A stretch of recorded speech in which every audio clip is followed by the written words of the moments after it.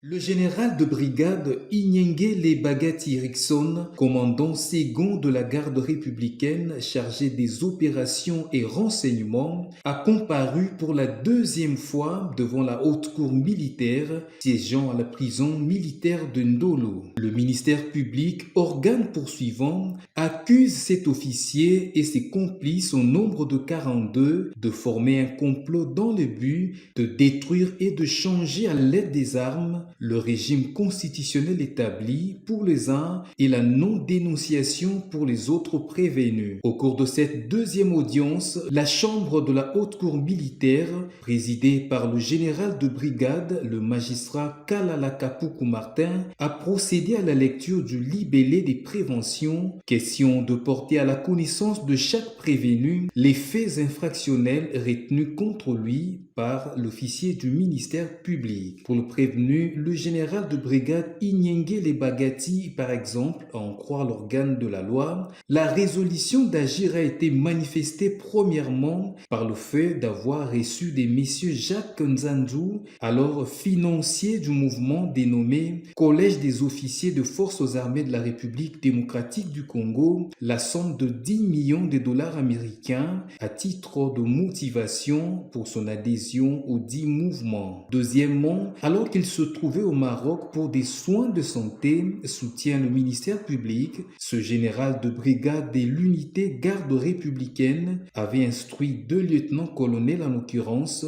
Kambale et Kakule, de repousser à plus tard l'attaque des sites choisis dont l'aéroport international de Njili, la radio-télévision nationale congolaise et les camps lieutenant-colonel Tchachi prévus dans la nuit du 7 au 8 novembre 2023, cela en attendant l'évacuation vers le front des troupes au centre d'instruction des Kibomangu. Notez que ces faits sont prévus et punis conformément aux articles 195, 196 et 213 du Code pénal ordinaire, livre 2.